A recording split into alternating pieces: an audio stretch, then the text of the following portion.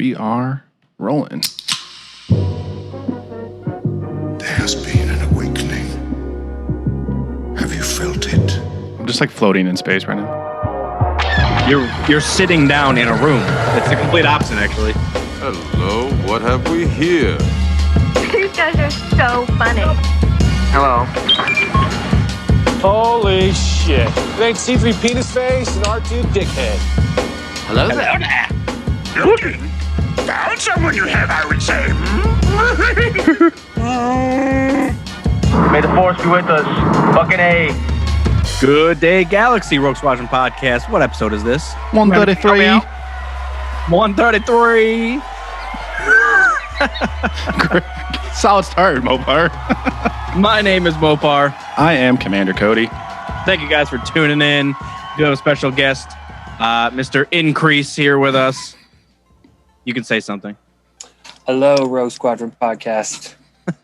Welcome.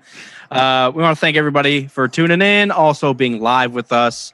But this is kind of another oddball week for us, episode 133 being recorded on a Saturday. So we didn't want to compete with the Super Bowl because we would have lost, even though neither of us are big fans. Are you a fan of the NFL? The footballing? No, not really. I mean, I like college football, but I'm not a big NFL guy.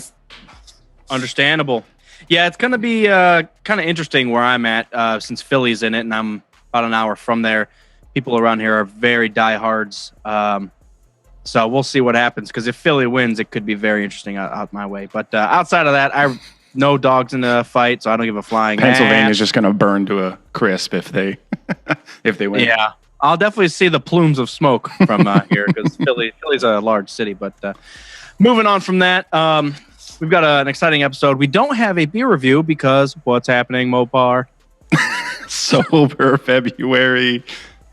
Sober February. So myself and Commander are jumping on the Sober February train, where no drink November is going to be hung over to or strung along all the way to February. Eventually, it's going to be like every other month. We're just not going to have anything.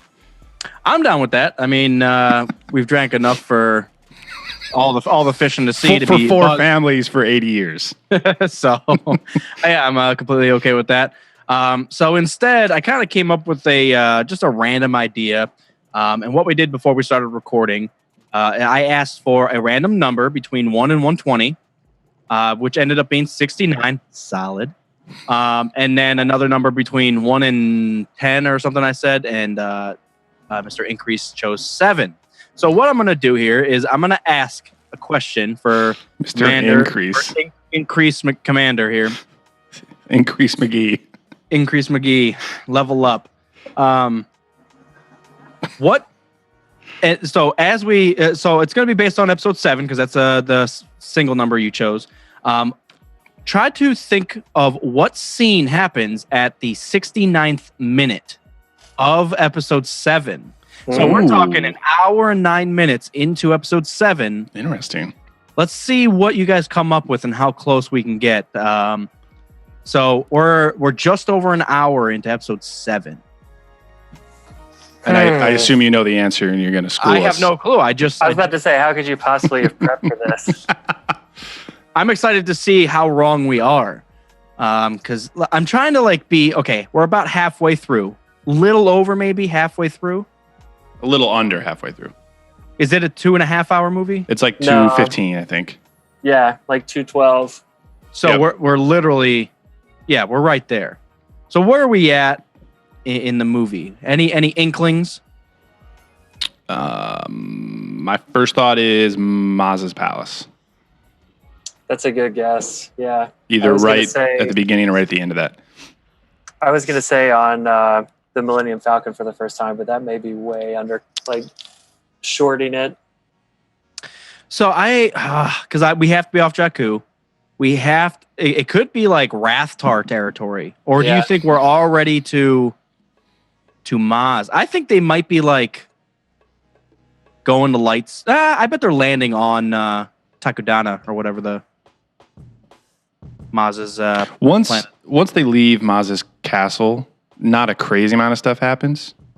They all rendezvous at the base and then they decide that they're going to go blow up Star Killer, and then they go and do that. Like it starts the climax of the movie. So I don't think Star Killer's as long as we think, though, because I think Star Killer and Jakku might have equal screen time. Well, that's what I mean. Maybe Maz's is a little after the hour 9-minute mark.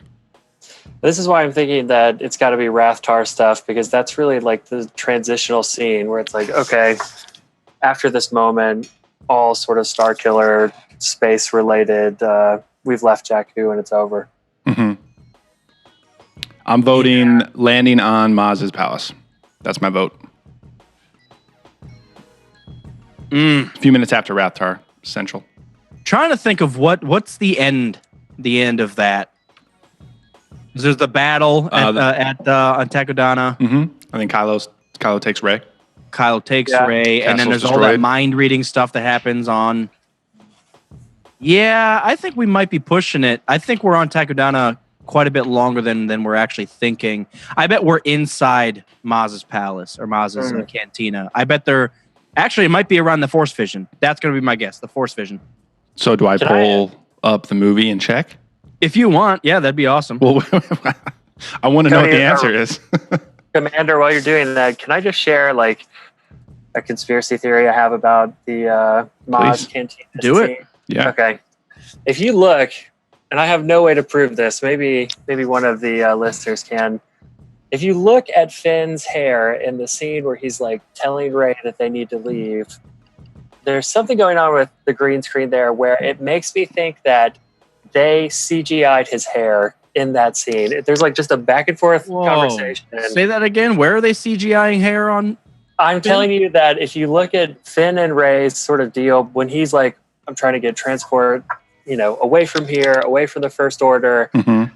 If you look at his head, something digitally has happened in that scene, like either because it was reshot and he had a different haircut, or because it wasn't filmed on location or something like that. But if you look at that, it looks weird, man. That's all I'm saying.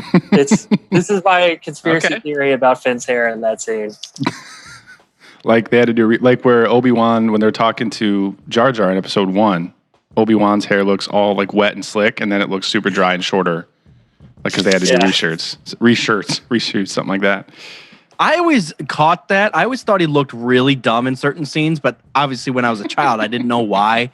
But it was like so obvious. Like, is this the same guy? Like in certain times, he looks like a greasy, I don't know, Jedi, and then other times he's got like a small like Jufro. Like, what is happening?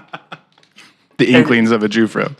And sorry, just thinking about like insanely greasy hair. There is one scene in the Avengers when Thor and the Hulk are fighting where he has like Thor's hair is just completely greased down. And then like after that, never again. I mean, he looks like Triple H from the WWE. That's awesome. And then like back to, blown out with a hair dryer. Classic. I have the movie pulled up. I have it at the right mark. So you guys ready? Any final guesses? So we were all really close, but we were all very also wrong. It is the Hux Nazi speech on Starkiller Base. So they are still all on Takodana, but that happens right before they blow up the system and right before the battle starts. So yeah, it's like zooming in on Hux while he's doing his crazy speech. Okay. I think I win. I was closest. What did you say, Rathtar? No, I said Force Vision because I think she has the Force Vision. Then they go to that cutscene. Yeah. I think you're right. Yeah, that's why I asked. What do you I win? wanted to be right. I wanted to win a prize. What do you win? What do I win? 20,000 Republic Dateries. Yep, one big pat on the back. All right, cool. Yep. Awesome. I thought that'd be an interesting because we've seen the movie so many times as Star Wars fans, but when you really start asking an open-ended question like that, you're like, well, what the fuck? I don't know. Let's do that for the next 8 episodes. Yeah. I like that. It's good. Cool. All right. So, Mr. Increase, how many times did you see episode 8 and why? I've only seen it twice in theaters, which is probably low for a guest on this podcast. But I saw them like within opening week. I went twice to see it. Okay. Nice. No, twice is good. I feel like twice is minimum for Star Wars fans because the first one is outrage and shock. utter pissed at the movie, and then the second one is an actual go in and watch the thing for what it is. At least for us, that's what happened. As long as you can get past the first viewing, because it seems like 99% of the Star Wars fans went and saw it once, and they're like, "What? I hate Star Wars now!" And then now they went back to their parents' basements where they live. So, oh my gosh! I will say I had a pleasant time both viewings. So I didn't really have. I don't know. I felt like with Force Awakens, I had a bigger letdown at the first viewing than I did with Last Jedi. Like, really tried to temper my expectations. The limited number of trailers helped with that. I will say I think Force Awakens has one of the best movie trailers that's ever been released. And it just, the one where with Han's quote, like, it's all real. Like, that is a really fucking good movie trailer. But yeah, for some reason, just went in low expectations with Last Jedi, and I really enjoyed it. So I'm excited to hear what y'all think about it and get into some stuff. As a small side note, what we moving forward for extra content, Commander and I might be able to do kind of commentaries over the movie pilots or movie trailers or movie teasers or stuff like that, because they hint at so many different things and in all of the movies. So it might be interesting to go back and see like an episode 1 trailer and kind of pick it apart. Yeah. I don't know if I've seen trailers for 4, 5, 6, and 1. I don't think I've seen a trailer for 2. I assume I did back in the day, but I don't remember. Yeah, we might have to dig those that archive. It'd be cool to see. In the archive memory. The original, the trailer for the original one's going to be so goofy. I can already tell. Oh, it's going to be bad. Lasers! And with those 70s announcer voices like, Journey to the Galaxy. This happens in space. Yeah, that kind of shit. Exactly. Awesome. Yeah. Commander. Small note, I finally signed up for Smuggler's Bounty, and I finally got the greatest Funko Pop figure of all time. I like the dance he does when you hold him by the head. I saw this and I signed up for that box immediately because, all you guys know that listen, I love Dooku. And it just looked like a great pop overall. Like the way it's designed, his cape's flowing, and his lightsaber's badass. Even his stance, he's got his hand out, ready to choke somebody. Exactly. Yes, Dooku's awesome. We don't see him choke anybody, do we? In Clone Wars, I think he does. I think he really messes up Asajj when she tries to assassinate him. Oh, yeah. Yeah. I actually went back and rewatched The Downfall. I don't even know what the actual title of the episode is, but The Downfall of Ahsoka. Because that was like the one or like the 2 episodes that really started hitting me hard and really meant actually something to me in that whole saga series. Was when she is found guilty, and then they kind of take it back because Anakin fights What's-Her-Face, which is also an atrocious fight. Wait, her and Barriss? Yeah. Anakin versus Barriss. Anakin should literally just tear her apart with his mind. And she puts up a fight, and they're fighting around the whole temple. I'm like, man, this is exciting, but it shouldn't be close. He really, he could take down an entire Coliseum with like a sneeze, but you're over here fighting a toddler. Come on. And then maybe it's partly because she was really focusing on the dark side. Maybe she was stronger than she looked, but I don't know. Pissed. I think some things are just for the sake of the cartoon. For the good of the cartoon. And just like the movies, man. Some things are just for the sake of the movies. Can I just say that Count Dooku's lightsaber, he basically has if an old British man had a lightsaber, it would have a handle like Dooku's. I mean, and there's literally only one other pop culture equivalent I can think of, and that's Draco Malfoy's dad's wand. They pulls it out of the cane. That he is the Count Dooku of the Harry Potter world. That's so sweet. Yeah. Yeah. Yeah, it's a sleek lightsaber, and it has that little hook that comes up above the hilt, where the blade comes out. There's a little hook that comes there too. It's sweet. I dig it. Anyways, enough about Dooku. We were trying to talk about episode 8, but we got sidetracked. What were I want to know, first of all, your initial reactions. Like you said, you weren't super pissed about it. You did not enjoy it the first time, but were you building up theories in your head? Were you like imagining Rey's parents and Snoke and all this stuff, and then none of that came true? Or were you just kind of open to what was going to happen? I honestly never really got caught up in the question of like who Rey's parents were, because it was never really clear to me like what it would do for the narrative, unless it was Luke or something. You know what I'm saying? Like it was never. I never got too invested in that, because what exactly would it help? Like, how would it help the story move along? And so, I love what they did with it. And I guess I was reading that y'all have some theories about how that might get played out in 9. We should definitely jump into that, because, I think one of the things about Last Jedi, I think it had a tough hill to climb, because some of the decisions that were made in Force Awakens, like having the First Order not only like have taken the place of the Empire, but to be dominant, to have them completely wipe out the Resistance in basically 2 shots in 7, I think really put Rian Johnson behind the 8 ball, especially the fact that they're just not writing these together. There's no roadmap.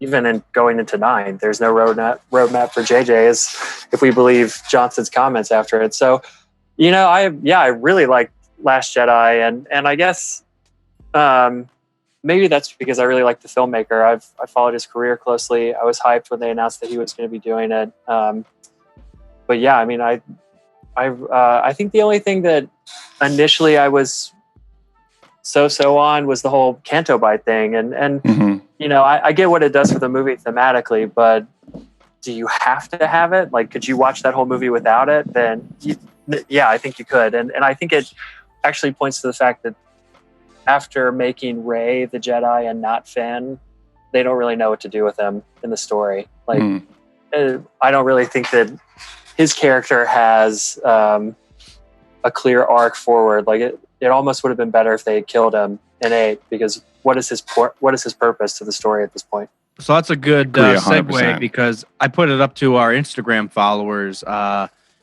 Should Finn have died in episode 8?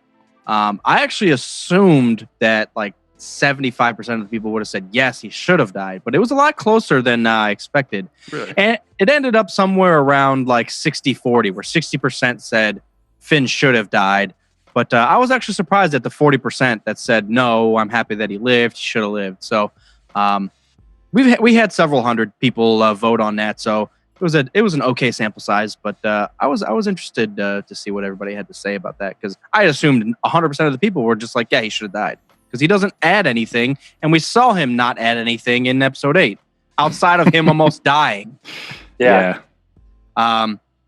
Yeah, I thought episode 8, that whole Canto Bite thing, it was just like a plot device to move forward, to get him and Rose together. But I thought, man, they could have spent a lot more time fumbling around, like in episode 4, where they're just kind of fumbling around the Death Star for like a half hour.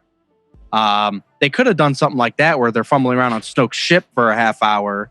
But that kind of still leaves something up to how do they get the code breaker or something like that. But that was still added in just to like fill a plot hole or fill a plot device. Commander, talk a little bit. I don't know what I'm walking myself back into a closet or something, back into a corner. I don't know, man. I really don't know how I feel about this damn Canto Bite stuff. I didn't hate it at first until the Stampede came along, honestly. The big complaint I have is, and I don't even know if I brought this up, is that the casino thing was cool, but it didn't look like a space casino. It looked like an actual casino. Like, if you think about the bar in episode 2 with the Death Sticks guy, and all those like sports are going on, and there's like screens and holograms everywhere, and like the droid bartenders are rolling around, and there's like virtual games and stuff.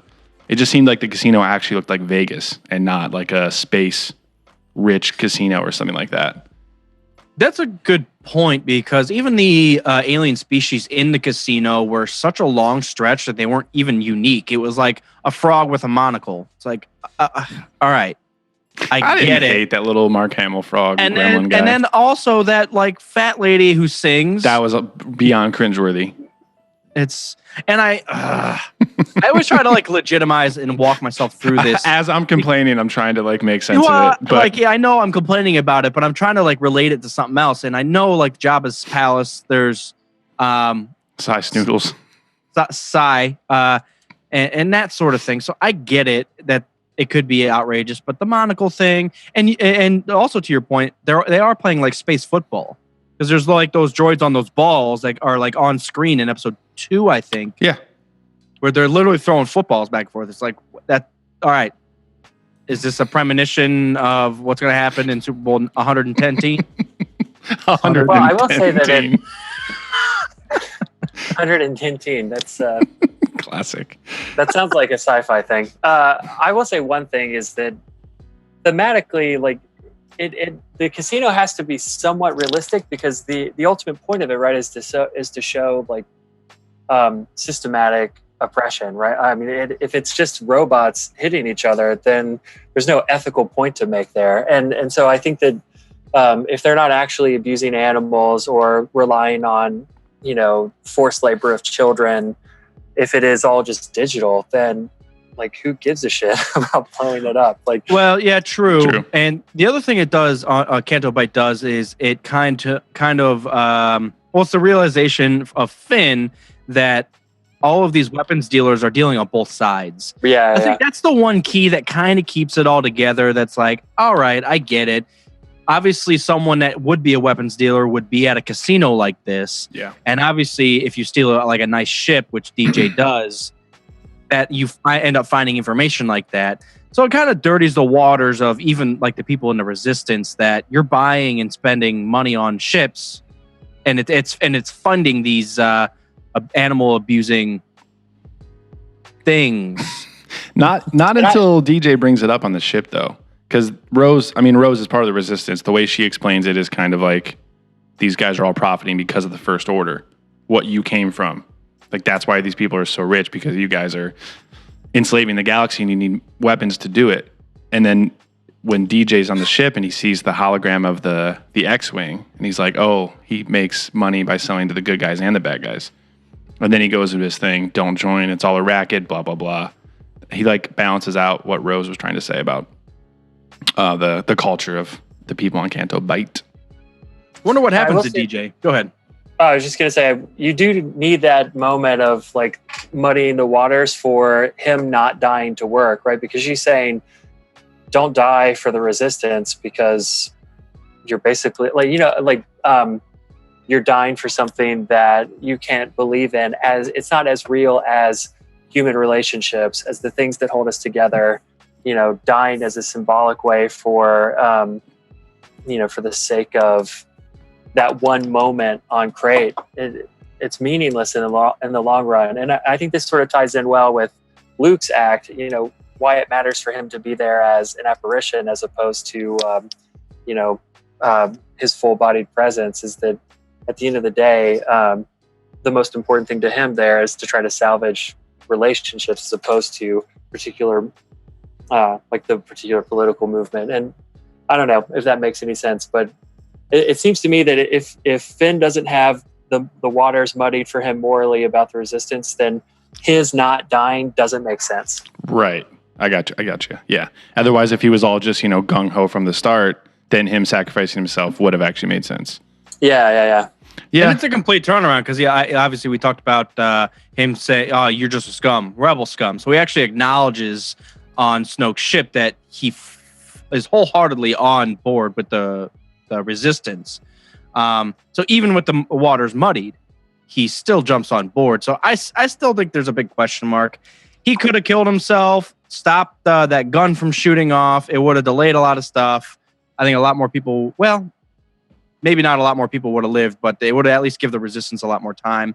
Cruella de Vil would have just been sad at the end without a boyfriend. Rose is just what are your thoughts on Rose? Terrible. My initial impression is that the scene where she's like sort of fangirling at Finn is really awkward. Yeah. But talking with.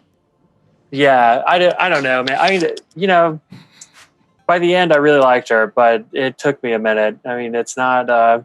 I will say that the whole thing, actually, the whole Canto Bight thing really falls apart not when you think about Rose or Finn, but when you think about Poe's storyline. Like, his journey in Last Jedi is pretty horrific if you think about the number of people he gets killed. Yeah. Just like, because not only does he just get, the bomber squad. Every bomber that they have is gone. Yeah. But then later, his actions also lead to the decimation of all these, landing pods they're going to create to begin with. Like, they wouldn't have known if he hadn't come up with this other scheme. Right. So he basically gets half or 3/4 of the resistance killed just so he could learn to become a real leader. So I think, Finn and Rose are just pawns in Poe's like dictatorial killing spree in Last Jedi. Yeah, he kills more resistance people than Kylo does. Yes, he does. Now, do you think there's going to be a transition, because obviously they have to kill off Leia? Do you think they put that in there as a character development for him to take more of a leadership role in Episode 9? Yeah, I really asked myself that question. Like, obviously they had that moment in the script already, because she's the one who's like, don't look at me, follow him. Mm-hmm. Oh, yeah, like passing a torch, yeah. Right. Yeah. Which she was waiting on him to get to that point.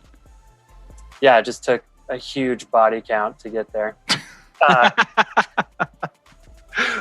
Yeah, I don't know. I think there's going to be a time jump. I've heard y'all talk about this a little bit. 10 years, 3 years, who knows? But I just, no CG Leia. Don't do it again. It was gross in Rogue One. I don't want to see it. I feel like it has to be like a minimum of 5 years, because you're down to like 50 people. We're getting to the point where the Resistance is almost to the point of the Jedi, where the Resistance doesn't exist anymore. With 50 people left on one ship, no one's going to... they're going to have to go straight into hiding like the Jedi did. Mm-hmm. You can't talk about it anymore because everybody's going to be pointing you out. So maybe they're just going to, I don't know, go to the Outer Rim and just chill, sit on the beach, drink a Corona, chill out for like 5 years, and then come back with a vengeance. They got to wait for Broom Kid to grow up and complete his training.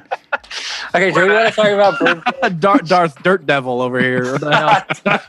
Darth Dirt Devil. Now I'm suddenly Episode 9's turning to the Animaniacs. Yeah, fine with that too. Y'all. I don't really think he's going to be a character, but I hope not. No. Worried about this. No, I think it was more of a representation of, and just kind of a symbolism, solidifying aspect of anybody in the universe can obtain or be born with these special abilities, like Luke, even though he was a bloodline, but also like Rey. So, and like I think Anakin. it was just kind of reinforcing that. Yeah, and like Anakin too. Who? I don't know. The Chosen One. The Chosen 2. Hey, Yeah, speaking of the Chosen One, really quick, you know how we've, like, some people have said Luke is the Chosen One, and we had never really realized that until like a few months ago. I was watching the Siskel and Ebert review in like the 90s of Phantom Menace, and they talk about how they mention that Anakin is the Chosen One. Qui-Gon thinks he is the Chosen One. And then Ebert, or whatever the fuck his name is, says, even though we know it's actually his son, Luke Skywalker, who becomes the Chosen One. That wasn't in my head until like 6 months ago. I had no idea if that was common knowledge that Luke like fulfills the prophecy of his son or of his dad. Well, maybe it's wow. It's such a cool build, because maybe he was the Chosen One and he was going to become the Chosen One, but because Palpatine intervened, it was almost delayed through his bloodline that, all right, well, the power has to go somewhere. Yeah, that's possible too. And it was, split between Luke and Leia, but together they were still able to defeat it. So, certain point of view, because without an Anakin, point of view, yeah. Without an Anakin, there would have been no Leia or Luke. So he still was kind of the Chosen One. Yeah. Well, can I ask you a question about this thing? Because this doesn't really make sense. If the Chosen One's prophecy is that he'll bring balance to the Force, and I can never not think of that phrase without hearing Ewan McGregor in Episode 3 screaming, "You were supposed to bring balance to the..." Anyway, just can we it doesn't really make sense that that's something special, because if you listen to Snoke in 8, it's like, well, I always told Kylo that his equal would arise on the light side of the Force. It's like, so when exactly is it never not balanced. I guess when there are a shit ton of Jedis, then it's not balanced and only 2 Sith or whatever. But it seems like what's really special if this balance is always being maintained by the Force itself, bringing one person up to combat Kylo, or is Snoke just wrong there? I mean, well, that's there's also, like never a balance. Yeah, well, that's also an argument. Is there not a balance at the end of Episode 6? Because the Sith are dead. So I would almost argue that is the point of balance, even from the Jedi's point of view, because the Jedi's point of view, balance means no dark side, no Sith. But I still think there's got to be evil people out there. They're just not as strong or as, military relevant as like a Vader or something. I don't know. It's because I think what we're getting into with this sequel trilogy is there's always going to be something out there challenging you. Mm-hmm. You get rid of Snoke. Well, look, there's a new supreme leader, right. and he just took off his mask, and he's even more pissed. So, like, there's always going to be that light to meet it, the dark to meet it. There's always going to be those struggles, and I think that's relatable because when we go back to the prequel trilogy and we talk about balance, I think it's such a skewed view of balance that I don't think any point of view is right. Well, I was just going to say there that the balance of the Force in the point of view of the Jedi is obviously there's all the bad guys are gone and the Jedi are ruling the galaxy. So that their interpretation of the vision or the idea of balance of the Force was completely wrong because it was influenced by their religion. And then by the time you get to Snoke, he actually has it right, where if Luke is in control, the dark side is going to rise to balance that out. And then Luke goes into hiding, Kylo and the First Order are reigning, and then Rey obviously is going to rise up with the Force to balance that out. So he has like a nonpartisan view of what the prophecy is actually supposed to be. I also wonder if there's a Sith prophecy that Anakin also fulfills as not like a chosen one, but someone that a picked. I mean, one. I guess just kills all the Jedi, and Anakin almost fills both. He brings the Order 66 prophecy. Oh, there we go. Anakin's Order 67. He's the dessert. He's the dessert at the end of the meal. So, I could talk about balance of the Force and prophecies all day because I think it's such a unique aspect of Star Wars. Well, I think that I'm wondering about the Jedi view of what balance really means because I think you're right, Cody, that whatever their vision for it is wrong.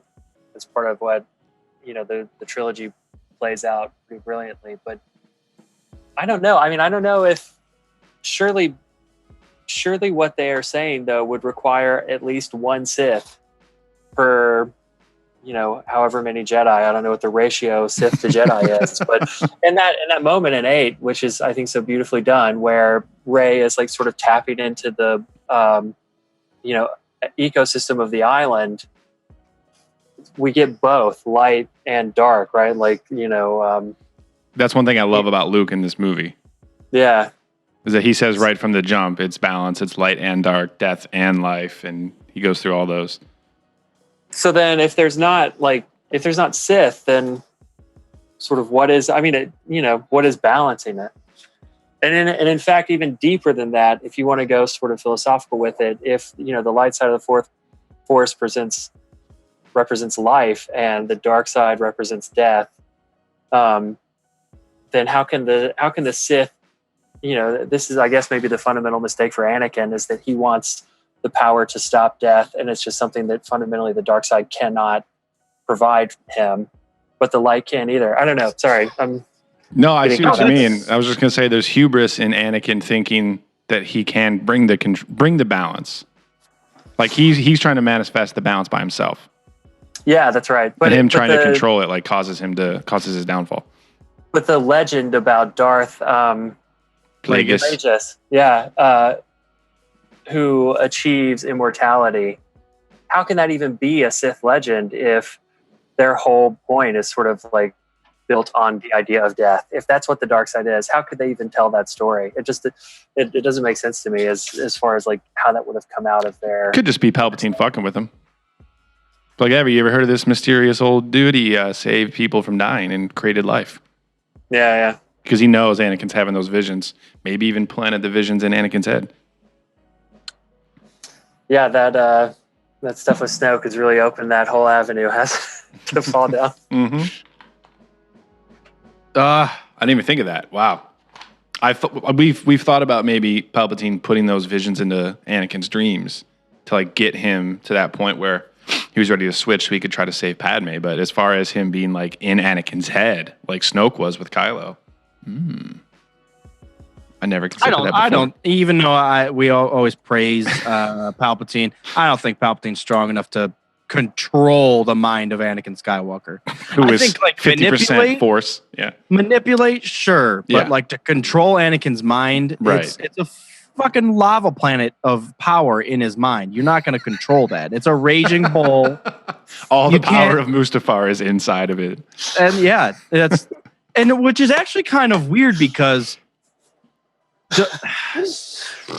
yeah, I don't know. Yep. But isn't Palpatine, I mean, he goes toe to toe with Yoda. So despite the fact that he looks like a dumbass and a loser, we have to imagine that he's just as powerful as Yoda, right? Or else more powerful.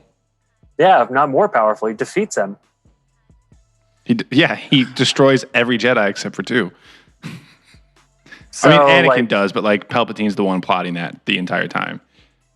Well, that's why we always go back to this. Anakin versus Palpatine. Yeah. Because would Palpatine have succeeded without someone like Anakin? I would wholeheartedly say no, because Palpatine plays his game and is the best at it, but his game is not to go out and murder Jedi openly. Yeah, he needs someone like Vader to do that for him. I just don't see him. If Palpatine went toe to toe against Yoda and Obi-Wan, I would assume he would have lost. Yeah, and let's be honest, Count Dooku is also not getting the job done physically on that level either. I mean, neither one of them are ready to walk into the Jedi Temple with like 10 clones and murder. Like, we don't put that on it. There's got to be, even though the Jedi are across the galaxy, there's still probably got to be, what, 1,000, a few hundred Jedi? Well, based on the Clone Wars, it seems like there's a shit ton of them in that temple all the time. Yeah. So I just want to see the cutscenes of him. Sorry, that was I don't pretty know if dark. they ever filmed that. Oh my god, because we just assumed that it was a breeze, that he just walked in there, finally got up all the way up where they were hiding the younglings even, and he was just like, listen. It's crazy. It's dark. Witch Hunter here in the chat popped in and said, Sith is built on the manipulation of all things, even death. Okay. Well, isn't the manipulation of death like a Force ghost? Jedi? Jesus. Come on. Pissed. Well, we have that everything's a manipulation of the Force. We have that caveat from Lucas that says Sith can't be Force ghosts at all. So that's why the Sith are obsessed with living forever, like Voldemort. Yeah, I mean, it is like Voldemort. If the Sith just wanted to live forever, then just help an old lady across the street become a good guy and live forever. Just become a Jedi and then be Sith behind the scenes. Yeah. Like Revan, just be both. Just be both. He did it. That's why he's the best. Double dip. It's not hard. There's a precedent for it. I mean, I think at the end of the day, though, that brings up an interesting question about, Sith power is about the manipulation of things, even death. At the end of the day, like, sort of the fuel for Sith power then has to be human emotion in some way, right? Like, it's literally something that consumes you physically. Like, your fear becomes the engine of Sith power, to the point to where, since it's purely evil, that you can't become a Force ghost because it's a consumptive power as opposed to like a generative one. Does that make sense? Yeah, because Well, I feel like both sides draw on the power of the Force, but maybe like you were getting to, where not only do you draw on it, but the dark side kind of burns that power, and it's unusable beyond that. I feel like maybe the Jedi use it, and then it's still kind of more of like a renewable resource. Or like, say, the Jedi are like, a wind turbine, and the Sith are like a coal plant, so they're burning through all the. Yeah, maybe let me try putting it another way. Like, you're not gonna have a like bear Sith, okay? Like, animals are not Sith. They're not on the dark side. They're just in the light. It's natural for them to die because that's sort of the nature of organic material. Whereas Sith, only a human can be involved in that part of the Force and that sort of relationship to the Force. So ultimately, it takes you completely out of sort of that natural relationship with the Force around you, internalizes it to the point to where it like physically just consumes you, and then to where there's nothing left. Like once you die, there's nothing left for the sort of Force to eat away at, if that makes any sense. Yeah, we're in like some. It doesn't make any sense. We're in some deep ass territory right now. Yeah. Deep ass. Yeah, I would say like along the lines of animals and stuff that they're not light or dark, they're just gray. They don't have motivations beyond like natural just survival instincts or whatever. But they embody the power of the Force. Yeah. It's the natural like reservoir of energy is like the plants and animals and the planet. Right. But whereas humans can take that power and then start to twist it for their own uses. Even the Jedi. I was going to say use it for good or bad. Right, but they're still like Jedi, even though they, from a certain point of view, are doing the right thing, they're still twisting the power that's supposed to be a gift in order to fit their own needs. Right. And so it is, both sides are almost led by emotions. At that point, because whatever your idea of good is, you're going to use the power that's available and do what you think is right. Whether it's kill younglings to save the galaxy or, so we're getting into like such muddy waters because now we're legitimizing the Sith because maybe they do think that's the right way. They need to get rid of the Jedi because they're the evil ones. Because they wouldn't let me bang Padme. Well, okay, so maybe this is a good place to jump into the Anakin Obi-Wan thing that I wanted to bring up.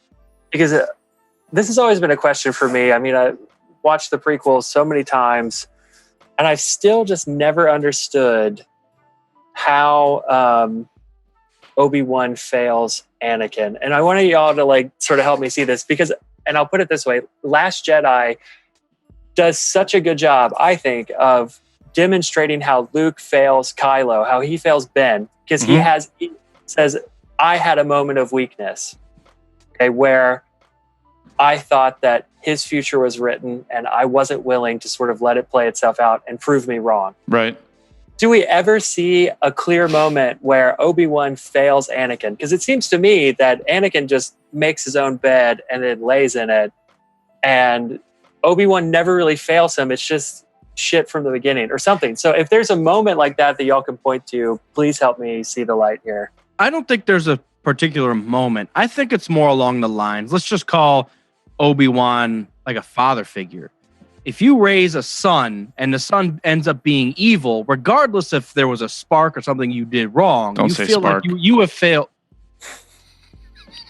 Sorry. Keep going. I had to So sneak I that feel in like there. you still have like a responsibility that from beginning to end, you could have done something different. You should have done something that you should have said sorry that one time. You should have helped them more. But obviously you didn't. You didn't let him win at that backgammon game last Thursday. You should have, because now he's cutting younglings in half. But I do think it's just like a sense of responsibility. You should have done something different. I have failed you because you didn't live up to what everybody wanted you to be. Well, Obi-Wan failed Anakin by training him in the first place. Like, agree with the Jedi Code or not, but for Anakin to be trained as a Jedi, it never should have happened. Obi-Wan did it because Qui-Gon was his master, and he believed in it, and the living force, and all this shit, and he wanted to, like, appease what Qui-Gon's wishes were once he was gone. So he agreed to train Anakin. It never should have happened in the first place, I don't think. I think that was a mistake from the beginning. If you're following, like, the Jedi Code and everything, he's too young, he's cold as fuck, he's worried about his mom, and all these things that he says when he's still 9 years old. It just never should have happened in the first place. So even though Obi-Wan tries to be a good mentor and teach him what he can, like, Anakin's pretty much doomed from the start. Sorry, I'm just cracking up at this moment where Yoda and Qui-Gon are like, the child is too cold to train. He was way too cold. How you feel? Cold. Too cold. Cold. No, I disagree with that because I think Obi-Wan was probably the best. Well, I disagree with part of it because I do think he was already set up for failure. There's no possible way that Anakin does not become Darth Vader. We see it in episode 4. Right. He's Darth Vader.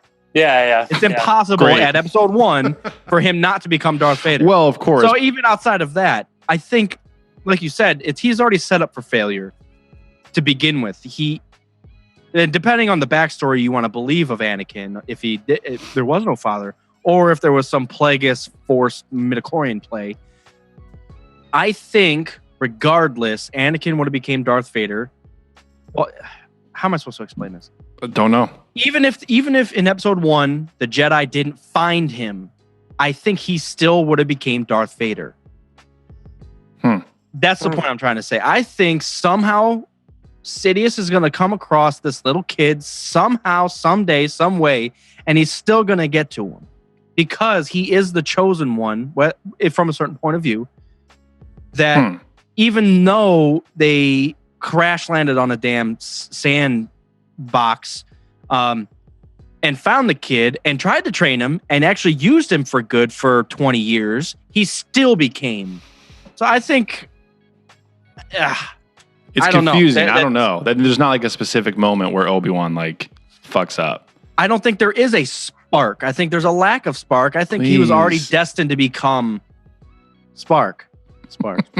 I don't know, man. Like I said, he's probably just doomed from the start. Yeah. There's some interesting things in I don't know if it's canon or anymore, but the Young Jedi Knight books. I think it was called the Young Jedi series or something.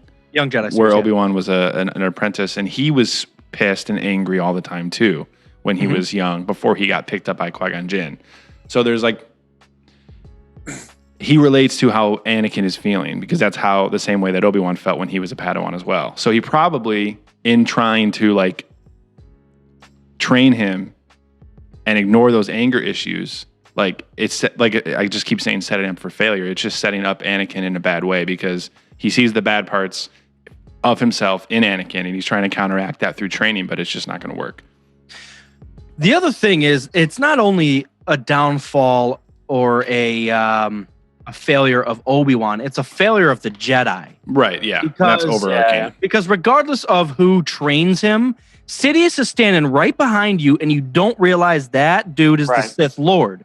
So I don't care who trains him or who does what to Anakin, Sidious is still getting to him.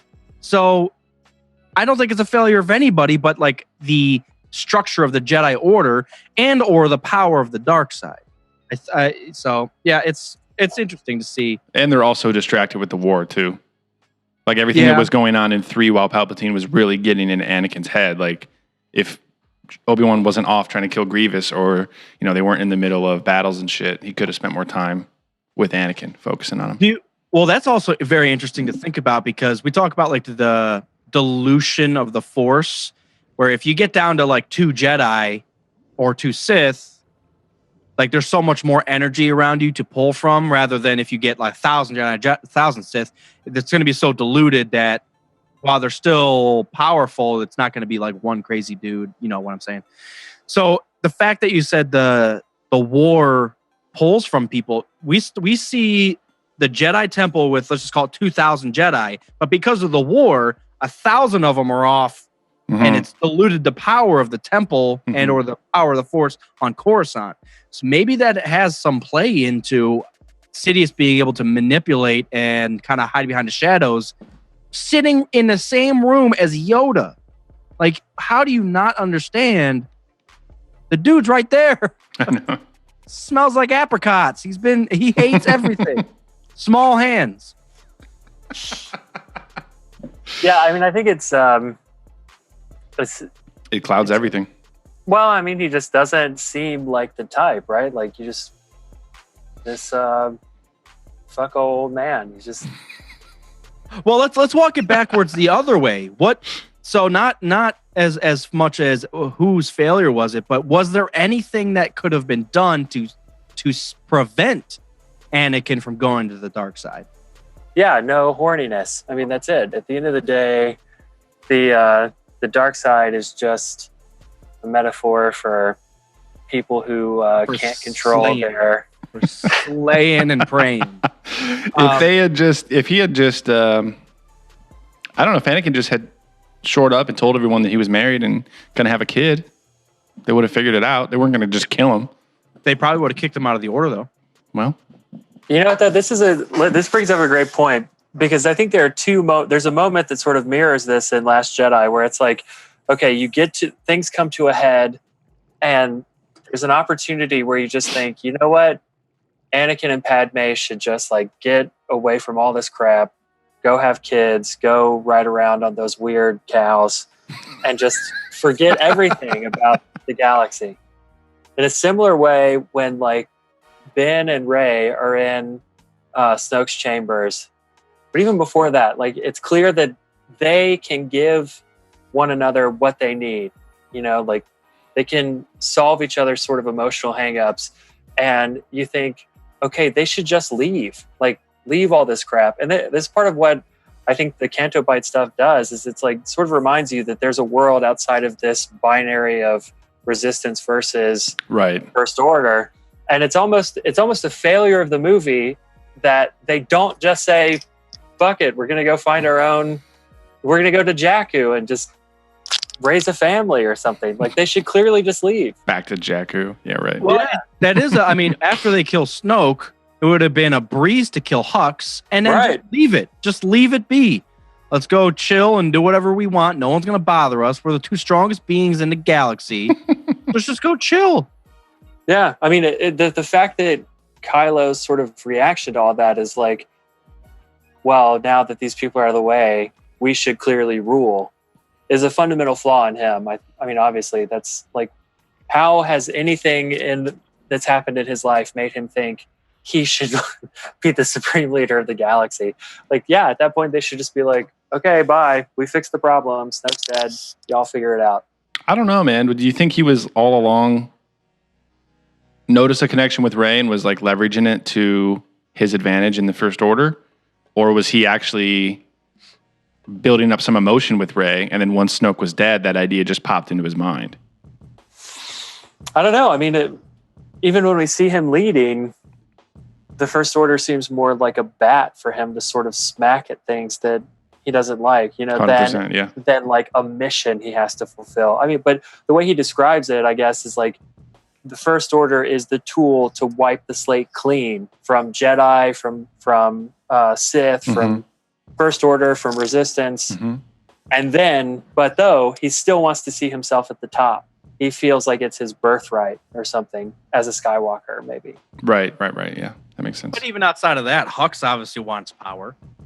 And he doesn't have a foot in the door anywhere. So it's like, because Hux wanted to kill Kylo when he was laying on the ground in 8 after the battle. So he was ready to just kill him and then take over. So it's not even like people of the Force are like trying to take over. It's everybody is trying to take over. I think everybody has good and evil in them, whether they can manipulate the Force. Yeah. So I think we're getting to a point where it's an exciting time in the Star Wars universe, because it's not all bloodline, all passed down from master to apprentice. We're getting to something where it's a more natural, relatable universe in 7, 8, and 9. Well, we'll see in 9, but I just like it. I think it's more relatable. What? Stop shaking your head. I was shaking my head at the chat room right now. What? I was shaking my head at the chat room because Kerner and Jammy are in a fucking fist fight, and then he just ends the argument with Rey's a babe. Rey's got a fat ass. Okay. Typical Lord Kerner. Oh, goodness. I mean, I think you're right, Mopar, and I just want to say this is ultimately why I don't really give a shit about who Rey's parents are, because I think Last Jedi does a good job of showing that the need for a like destined person to come along is a like part of the First Order, or the First Order's logic. Like, it is in some ways totalitarian in nature. Like, that's ultimately what following this prophecy gets the Jedi Order destroyed in 3.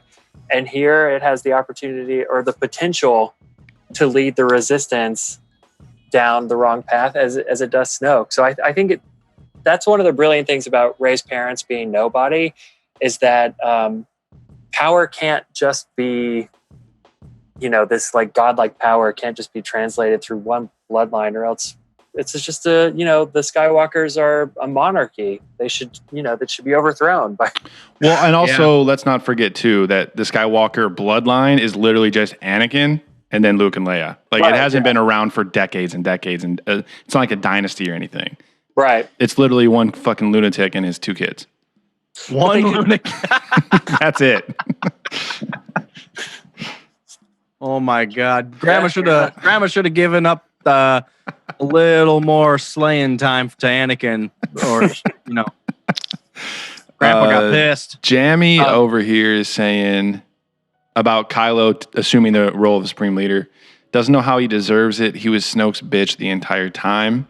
What? And then he said, Kylo would have thought he was in control if Snoke choked on a chicken nugget in the cafeteria.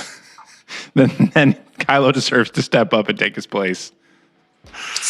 The other thing I was thinking about when you guys were talking about waiting for like a hero to rise up and help or push the galaxy forward, I think we're getting to a point where that's not going to happen.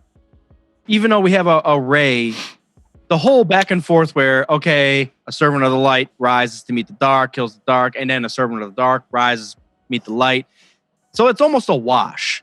And the biggest game changer is going to be that one engineer that does the right thing and helps the Resistance get to that one place, or that one nurse that helps that guy live a little longer and he makes a difference. So it's getting to that point where it's the everyday people that are actually making a difference. Don't wait for Luke to show up. Don't wait for all that shit. You are the difference maker. Do what's right and change the universe yourself. You dongle. Stop being a lazy asshole. Get off the couch. Come on, you turkey. Oh, Mopar, you're making an argument for Rose as a character. That's what that is. The Rose argument. Well, she's an exception. Mopar, you're off the show. She's an exception because she almost kills another person just to try to prove a point. We're not gonna. What does she say? Not gonna save the rebellion by killing each other. We're just gonna kill each other to kill each other. So let's kill each other. That doesn't make any sense. Shut the hell up and stop running into my shit. I didn't have any insurance, so you got to pay for that shit out of pocket. Rose. Rose is a terrible character. I hate her. I like Rose's sister Tulip more than her because she actually made a huge difference by blowing up that dreadnought. Yeah, for sure. You know what, though? I like that moment where she's like, why did you stop me? And she's like, I saved you. Dummy. I mean, at the end of the day, like, that point needs to be made. I mean, it's no longer about this sort of like heroic action. But at the same time, I agree with you that does make this sort of colossal loss of life worse, which is ultimately why I think the criticism for all of that lies in Poe's storyline. I just go back to his massive body count. Yeah, that's true. Yeah, I never thought of it that way. Let's try to bring up the pros for Rose. The pros for Rose. So what did Rose bring to the Star Wars universe that we really like? That's what I thought. Nothing. Fuck Rose. She shouldn't have been on screen. Those Candle little sucks. side flips on her hair. Yeah. Ooh, baby. Sells a lot of hair product. That's all that does. Get her off the screen. Get her. Go give her an equestrian license. I don't hate her. Whatever. I don't hate her. I don't hate her. I don't love her either. I don't hate her. The only problem with Rose is that she's getting in the way of the relationship between Finn and Poe that everybody wants on Tumblr. Finn and Poe, or Finn and Rey, or Finn and Hux. If someone's banging somebody, or and Kylo and Finn, or Hux and Kylo. And Hux? People are shipping Finn and Hux. That's the weirdest thing I've ever heard. They're not actually shipping it. Just some weird fan art about all the characters in Star Wars making out with each other. Can we just say Hux is like the most strung out motherfucker in the galaxy? in 8, he looks like he's on coke the entire time. He's got to be to keep up that Hitler demeanor and keep running the First Order of like every day nonstop. Yeah, it's straight like heroin withdrawal. Also, think about this is right after Starkiller Base. So like he had to deal with all this shit with BB-8 and Finn deserted, and then they blew up the Resistance, or they blew up the Republic, and then Starkiller Base got destroyed, and now they're chasing down the Resistance, and they have to blow up the base. Like he hasn't slept in a week. He's been doing all this shit right in a row. He's pissed. I really hope to see something crazy where like Kylo kills Hux. That'd be cool. To, like prove a point. Like you don't know anything and just get out of here. I don't need you making decisions. He does, but he would do that in a fit of rage. Like that's what he's known to do. Like that 1960s computer in episode 7 that he hauls ass on. Yeah. Can I just say that Kylo is the best character in the new trilogy? I mean, 100%. Adam Driver is awesome, and his storyline is easily the most compelling. Even though I love some of the other ones, like Kylo truly deserves to be in the pantheon of Star Wars characters. He fucking rules. And to prove that point, actually, I think it was maybe Empire or Entertainment Weekly put out a new magazine that was like top 50 film villains of all time. And both Vader and Kylo were in the list. After Vader 2 or 3 years. Like number 2. Well, of course, but like the fact that Kylo is up there with Vader and only have been out 2 or 3 years is pretty compelling. And yeah, I agree with you. He's definitely my favorite character. I liked him, but he wasn't my favorite until Last Jedi came out. Wait, you're saying that the Emperor wasn't on that list? I didn't read the full fucking thing. I just saw Vader and... you're just picking and choosing... well, no, if you think film villains, not Star Wars villains, you drangle. So film villains, you know what I mean? Vader is the most iconic. Vader and Shredder. Yeah, and Vader and Shredder. Yeah. It's the only two that matter. Can we just say it's a really good directorial choice to get rid of Kylo's helmet in Last Jedi so that you can just see Adam Driver's face because he's a great actor and he has just a ton of emotion on his face. It's sort of like, why would you cover up Tom Hardy's face when he plays Bane? I mean, I know because it's the Bane character, but like he's such a good actor that you just want to fucking see him. Like let him do his job. And why did he have that goddamn accent too? Well, because he was a walrus butler, of course. So. What?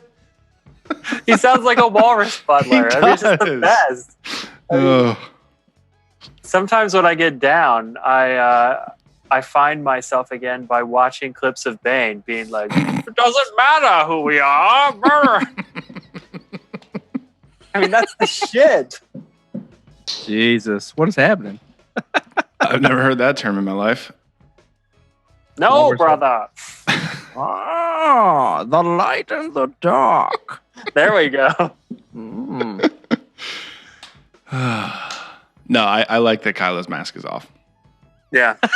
Way to wrap it all back. I like that Snoke talked shit to him too in order to get him to take it off. Yes, that is amazing. Some people think that line's cringy, but I fucking loved it. Yeah, me too. Because honestly, the mask is stupid. Ooh, I like the mask. Yeah, no, I love it. But I like it. I think it looks badass. It does, but character-wise, like he needs to get rid of it and start coming into his own. Well, yeah, of course. That's what it was symbolizing. Yeah. Symbolism is stop jerking off on the Vader helmet, become your own person, and do your own thing. So taking the mask off, he actually like realizes I don't need the mask off. Taking the mask off. Okay, Garth Xbox One, you just posted that Rose is a MILF. Does she have kids? I'm gonna clearly no. No, on the list of hotness, I think Obi-Wan is higher than Rose. Wait, you and McGregor? Oh yeah, there's no question. Yeah, he's up there. He's a slick human. Also, he says Kylo needs a more Vader style helmet. I don't think. No, you can't model it that closely. I mean, him having the helmet in the first place is him trying to copy his granddad. I will say there are one too many of the like things around the eyes. That's the part about the helmet I don't like. But I do think it's dope the way it opens. Yeah. Oh yeah, how the thing. Yeah. Yeah. No, I do appreciate that, and I like his mask overall, because it is unique. Now we look at like top masks. I mean, Revan's got to be way up there, but you can't put a Revan mask on Kylo because then all of a sudden he becomes Revan. So they went as close as they could. It's cool how he has his like own visor and the mouthpiece is kind of separate. So I like it. I like it, and it's more of a mask than a helmet because I realize he has like that little flare helmet piece, but like Vader's is literally like a helmet comes off and then there's just like I don't know. I think I like the way it's put together. Okay, I'm lost on that distinction between mask and helmet since both of them encase their entire heads. Revan's was the mask and not a helmet because it literally just went over his face. And Kylo's kind of looked like that, but Mopar, I think it did go around his whole skull. It's all one piece, though? Well, actually, Vader's was more than one piece. So, yeah, I don't know. Yeah, it is. It is more than one piece. So yeah, because at the end of 6, Luke takes off the helmet. Come on, guys. Every word you just said was wrong. And then he takes off, the breathing apparatus. Yeah. Yeah. We haven't talked about Rey yet. Yeah, let's do it. A little bit. What are you thinking about this whole Jedi training, and she gets to Octo, and her version of the master that she had in her head is a crazy drunk asshole. I want to know how she knew about Luke Skywalker. He's a legend. I know, but she's poor. Same way you know about Santa Claus, and then you meet Santa Claus, and he's milking polar bears on the North Pole. Oh my God! Sorry. Okay, for real though. Sorry, but J.R.R. Tolkien legit wrote stories where you can imagine Santa Claus milking polar bears. There's a book. Sorry, they're just total awful non sequitur there where I leave that hanging. He wrote letters to his kids as Santa Claus, where he's talking about Santa Claus and this polar bear fighting goblin armies on the North Pole to be able to deliver presents on Christmas and shit. Anyway, sorry. He has goblins and everything, though. I'm just trying to say that that's out there. If you need to think about Santa Claus milking polar bears, Tolkien, deep cut. Good. Pop culture. So I wasn't too far off the mark there then. Yeah, Rey. I don't know. Rey's fine. I mean,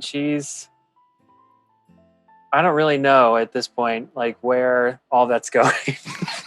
I mean, there are some major questions for episode 9. I really have no idea what's going to happen in that movie. But especially with Rey, what is the completion of her arc? I've really never interpreted her and Finn as being together, but apparently there were people that did. Nah, I never picked up on that. No. I picked up on it a little bit, maybe it was possible, but I don't think that'd be a good choice. Yeah, so I guess I really loved her stuff with Kylo and 8. I think it's the best part of the movie, hands down. Do you think they're gonna fall in love and she's gonna redeem him? No, I think she's gonna kill him. I think so too. I have because obviously they have to get rid of Leia. She'll be gone by the time you even get on the screen. Yeah, I know, but just think about the Resistance and where we're at without Luke, without Han, without Leia. We are down to Rey, who, although even though I like her, I don't think she has that much character behind her. She's literally spent one day with the Resistance. Yes, Poe. So Poe is almost the most qualified, and we touched on it a little earlier. Most qualified to lead. Yeah. But even Poe, Flyboy. That's. Do we? I just feel like we are moving beyond the Republic now. Mon Mothma's gone, Akbar's gone, Leia's gone. All these people that had the original vision of what the Resistance and the Rebellion should be are gonna be gone. Now we just have these jackass kids who were following those people, it's almost like a secondary, like, do we really believe in this stuff? I believed in Leia, but now she's gone. Do you think the sequel trilogy could end on a dark note, like episode 3? Absolutely. I hope it does. To then get fixed by 10, 11, and 12. So like how, obviously it doesn't parallel 100%, but at the end of episode 2, the Jedi get this clone army and the good guys are backed and they're going to go into battle and like save the galaxy. And then by the end of 3, obviously that doesn't happen. So we think that Rey and Poe are going to leave and like train the resistance and have this big comeback. And if we time jump for episode 9, then they're going to be back in battle with the First Order. But what if the First Order just takes over the entire galaxy and they have to go dark for X number of years like Yoda and Obi-Wan did? You know what, though? Here's the question is, what the fuck does the First Order have left? I mean, honestly, like, this is part of the problem, I think, with the First Order in 7 is, like, the Starkiller base is insane. Like, just as sort of, like, tech is concerned in the whole universe, it's so mind-blowing that the loss of it has got to be absolutely crippling for them. But clearly it isn't, because then you've got the Supremacy. That's the name of Snoke's ship. Yeah, well, they probably had that at the same time, though. At the same time, sure. But so then what's left? Like, well, that's a good. Is the First Order as in bad shape as the Resistance at the end of 8? Yeah, that's a very good point, because we always assume that it's a more of an oppressive army and more of an extensive army. But the fact that Poe went out of his way to take out one dreadnought, maybe there's only 2 dreadnoughts in the galaxy, and the fact that they took one out and a Starkiller base and Snoke's ship, how much is actually left? So maybe the it's more on a level playing field than we are perceived to think, because you get down, Snoke's dead as well. So the leader, the main ship, the base is gone. And they're floating around in like 1.5 Death or Star Destroyers. I mean, does that make a huge difference? Like, they have the crate. I mean, that's not a huge army even. Crate has like 6 things that are shooting at a wall, but that's it. Yeah, and it's not just the Supremacy that gets destroyed. It's that entire fleet, right? Yeah, that's what I assumed, which I was actually not going to lie. I'm still kind of confused because she goes at light speed and like everything behind it blows up. Shit. So I was kind of confused about that. Yeah, I didn't even think about that for some reason. I was just thinking that it was that one ship. No, because when it goes silent, she goes through. As soon as it hits his ship, it like goes outward like a shotgun effect and hits pretty much everything behind it. Yeah, that's strange. Yeah. It's literally every ship with them. Yeah. Why don't they just do that? They just build BB-8s to fly light speed into every ship. Well, now that they know it works, just have the droids command a bunch of ships. And I hate flying. That's why. I've read some good stuff about that. I will say that I don't know. I mean, I think that it's just. sorry. I lost a lot to think about, right? The point I was going to say is that the First Order has to remain powerful, or else there's no excuse for a time jump. If they're just as weak as the Resistance, then no time jump. I guess. Right. I agree. So but they really could more shit. They could really focus on the fact that Kylo is like becoming his own, and that it's moved beyond a military battle, and it's now gotten to we need to stop Kylo, because if he's running rampant, he is the issue now. Right. We've got to Snoke, we've got to his ship, but it's weird because Snoke was the main. Well, we'll say the main villain to the Resistance because he was leading everything. But now that he's gone, that honor has been moved to Supreme Leader Ren. Yeah, I don't know what to. I really don't know what to expect in 9, which is a good thing. It's a grand thing. It's a great grand better best thing. Because from 7 to 8, like we expected some of the introductions from 7 to be explained more or to pay off a little bit. And because that didn't happen, now we don't know what to expect. Like if things should loop all the way back to how they started in 7, if there's a plan, if like, are we going to learn about Snoke or is he pretty much out of the picture? Like it's completely up in the air. Well, let's try to get into like specifics because what do we see at the end of 8? We see Leia and Rey sitting there and they talk about how Luke's gone and what should we do? And Leia says something along the line of, "We have everything we need." And they have the broken Anakin lightsaber, but the crystals are still there. Right. Obviously, Rey still has those Jedi books that she jacked from the Jedi tree. She didn't overdo books.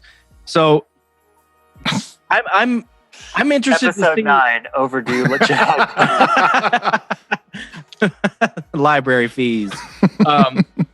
Yeah, I'm interested to see are we going to see? I'm just envisioning Rey's going to put together a lightsaber with Leia's help, and it's going to be a fucking badass lightsaber with the crystals from Anakin's lightsaber.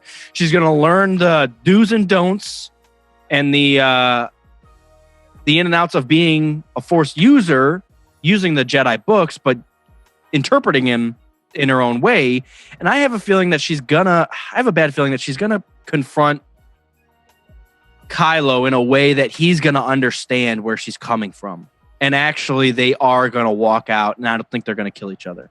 I have a weird feeling that there's gonna be a common enemy at the end of 9 that Rey and Kylo have to come together. The Yuuzhan Vong come barreling in. And Hux might be the common enemy, that he's going to go like bloodlust crazy and just start annihilating people because he's pissed and hungover. Yeah, well, I think there's a detail. I don't know exactly what book it's in about how, Starkiller Base was Hux's project. So when he fires it and Kylo is sitting on the bridge of his ship and he sees it go past, like, he didn't have anything to do with actually attacking the Republic there. So like, he's probably thinking this guy has we're both in the same organization, but he has way different motives than I do. And he fucking unstable as hell. Well, yeah, because at that point, all Kylo's worried about is finding Luke or Anakin's lightsaber. Right. And that's all he's doing is going planet to planet. Jakku, where's the map to Luke Skywalker? Let's get the whatever. And then he's looking out and staring out through that window, that viewport, and seeing the actual motive of the company that he's working for. And it's just like, what am I doing? What? No benefits. He read the mission statement of the First Order and was like, fuck, I need to get in my retirement and get the hell out of here. What if, I had a thought really quick, and then you can say whatever you were about to say. What if the common enemy is the Knights of Ren? What if they come back? And they were like, Kylo, you're supposed to be in our crew. And he's like, no, I own the galaxy now, bitches. I own everything. And then they start dueling it out or something like that. I don't know, because I feel like they really need to make an appearance, or that's one of the biggest letdowns of the new trilogy. Yeah, I was about to bring them up as well because I saw somebody mention in the feed, who the fuck are the Knights of Ren? See, that's why I have a good feeling about this because JJ built 7 and now is finishing it up with 9. I think he could potentially pull a lot of small details that he implanted in 7 and actually skip 8 and bring them back up in 9 and just completely mindfuck us. I think he could pull some stuff way out of the air that we are forgetting because we've seen 8 and we are so blindsided by Snoke and all this other stuff that happens in 8. I have a weird feeling that Rey's vision is going to come back and we're going to see the whole thing and weird stuff like that. There's so much shit that's going to happen in 9. I'm so excited. Well, don't worry. You only have about 2 years. 23 months to wait. Well, that's a lot of podcast episodes. We'll be like 300 by that point. Jesus, I don't want to talk about that. Okay, let's move on to the Han film. Yeah, let's do it. It's gonna be bad. We know. You're such a piss party about this fucking movie. I'm just okay. It's almost because was it Stupendous that was talking about? Okay, 7. What we're going to do, we're going to bring Han back. Then we're going to kill him off. What's the first movie we're going to make? Han. We'll bring him back again and make another movie about him. Yeah, I know. I'm not super ecstatic about Han Solo. Finally killed him off, and now you're going to bring him back. So, yeah, I'm excited for it. I just not as excited. This is probably my least anticipated Star Wars film of all time. Yeah. Besides 4, 5, and 6, which were before I was born. I mean, can y'all like sort of weigh in on Lord and Miller? Like, do y'all like the Lego Movie or 21 Jump Street? Like, how do y'all feel about them getting kicked off? I mean, what was your all's response to that when it happened? What with the directors? You said? Yeah. I think if they weren't doing the job, then get them out of there. We've gone back and forth and talked about we don't want to see a mediocre Star Wars film. I think if Kathleen Kennedy and Disney saw their vision and started to see the movie that they were making and said, this ain't it, then get them out of there and hire Ron Howard to clean the shit up. Because I don't think there's such a high precedent and a high standard that Disney sets, whether it's Marvel films or Lucasfilm. Mm-hmm. There's such a high, and if you don't even come close to it, then get out. You're not for it. We'll redo it. We'll double the money we're spending just to fix your pile of crap. Right. I think this is wonders. I think that's one way to read it, but it seems to me that the real dispute was between Kasdan and Lord and Miller, and what like the tone of it. He wanted something more serious, sticking to the script. They were encouraging improvisation on set, going for a lighter tone, and that's what the issue was. Not that they're bad filmmakers, because they just aren't, but that they were not doing what Lawrence Kasdan wanted. And ultimately, Kennedy, I don't know. To me, I read it more as like there was a caretaker role being played by Kasdan and Kennedy, and when they tried to do something new, they got pushed out. Yeah, no, if they had just said that from the beginning about the improv thing, because when I heard that come out like a month or two ago, that made it make all the more sense to me, the fact that they got rid of them. And I wasn't nearly pissed about it at all. But they didn't say that at the beginning. All they said was creative differences for like 9 months, which makes Star Wars fans who are out of the loop just think that they are terrible or Kathleen Kennedy's crazy or something. We just didn't have the details. But then you find out that they were trying to turn it into like more improv and like strain away from the script. And it's like, well, of course. I mean, Kasdan, he has a big part to play in Star Wars. So you can't really just disrespect what he wrote. But with that said, I feel like, okay, a lighter film as opposed to a darker film wouldn't merit 80% reshoots. It might. I feel like they completely did something that they shouldn't have done, and somehow it squeaked through, and then like Kathleen Kennedy came in and was just like, wait, you killed off Han? He's supposed to live past this movie, you jackass. And then I don't know. No, I mean, I will say this: if it took them 3 months of shooting to figure out that it wasn't right, then like shame on Disney for not stepping in sooner. They could have yeah, a ton of money. Hell, they could have paid me for those 3 months and kicked me off. I would have been happy with that. They still got their paycheck. They got paid in Mickey Mouse coins. Yeah, just free trips to Disney, bitch. Chuck E. Cheese tickets. We thinking Vader's going to be in Solo? No, surely. I mean, well, that's the problem. Is that if it's all just like fan service, like tying them in with the Empire, then, geez, I don't know. It would be neat if they explored something else. Like, I'm if they optimistic, show up on a Death Star, then kill me. I have a feeling it's literally going to focus on him getting the Falcon, him meeting Chewbacca, and him dropping the supplies or whatever he did at the first sight of Imperials. Or what Jabba alludes yeah, to. but that's too close to 4. Right. I don't. If that happens, I will be very upset. Okay.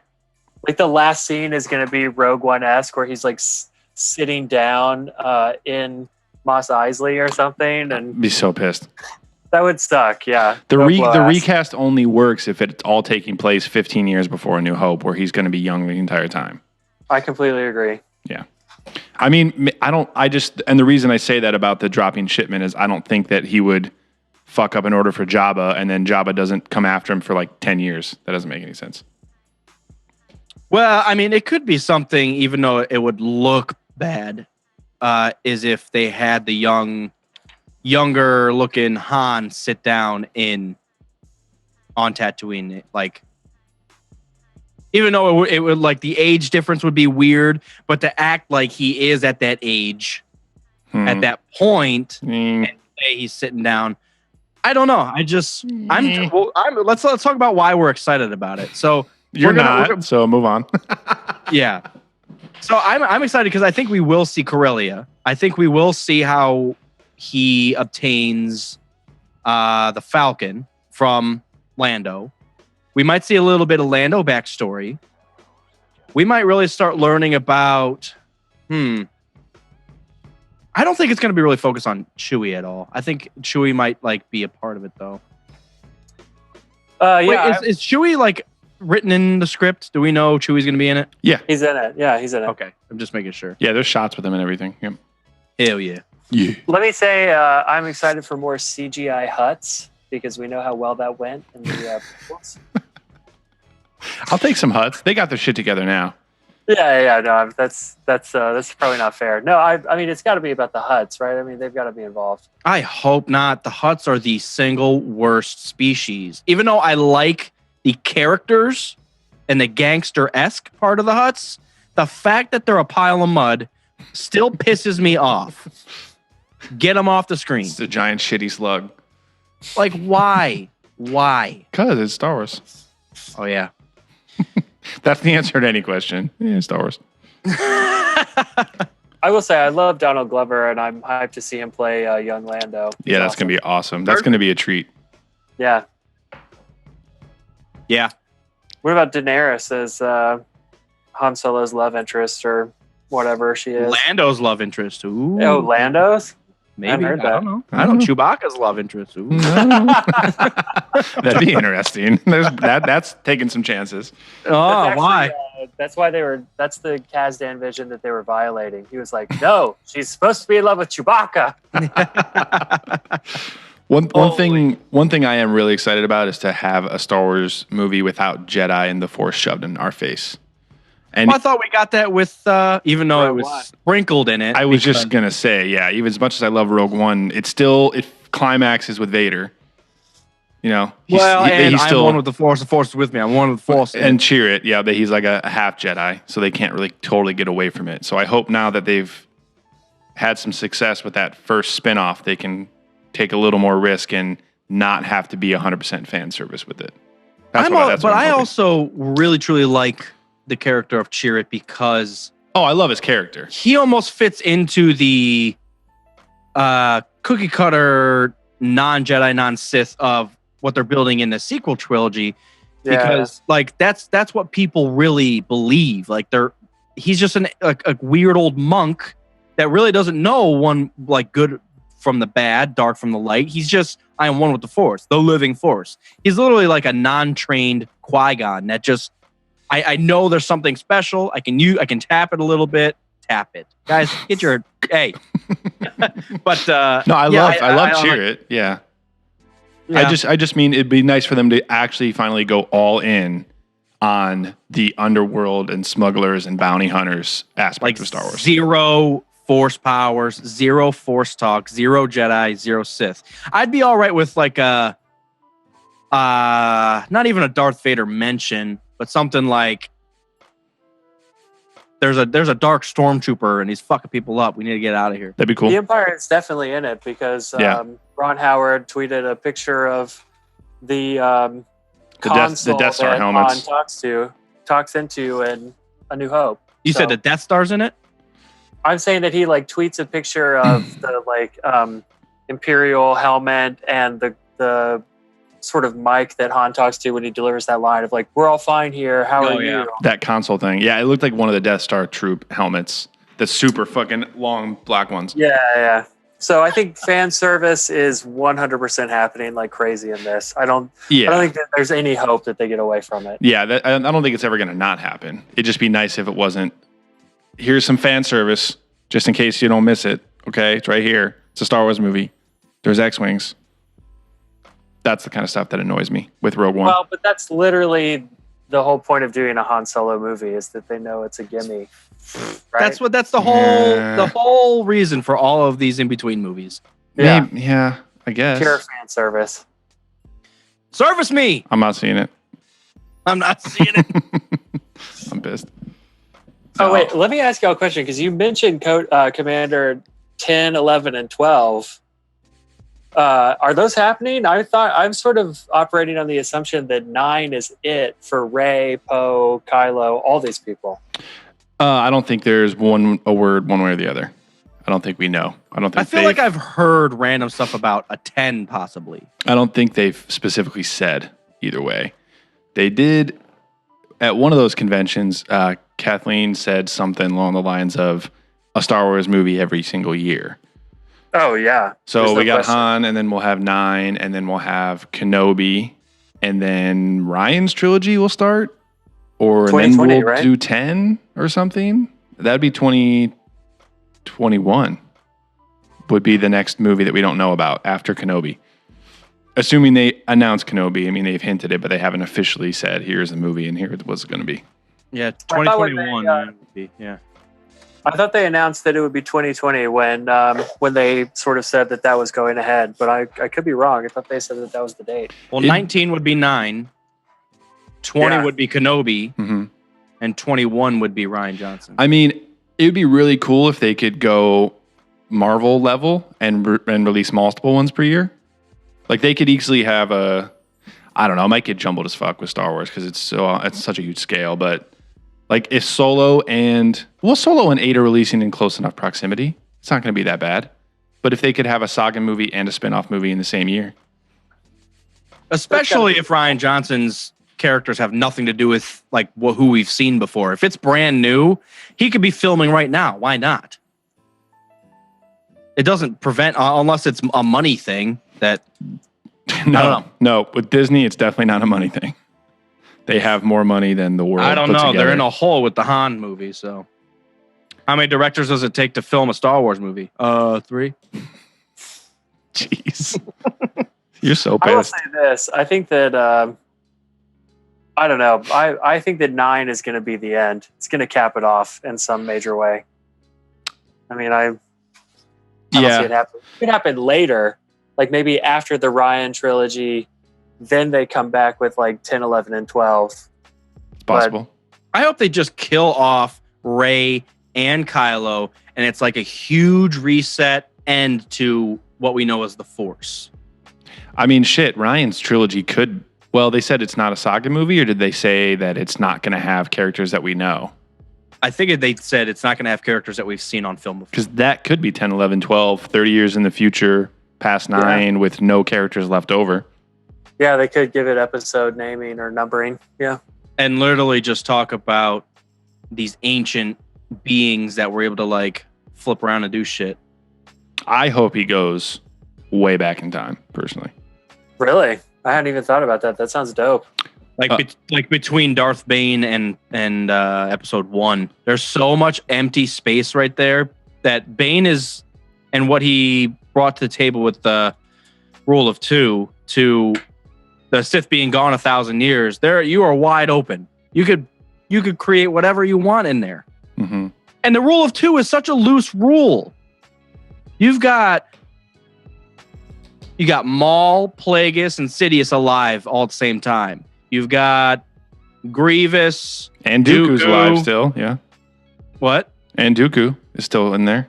Dude, there's the rule of 2 is like it's more of a guideline than a rule. Now we're into pirates. Yeah.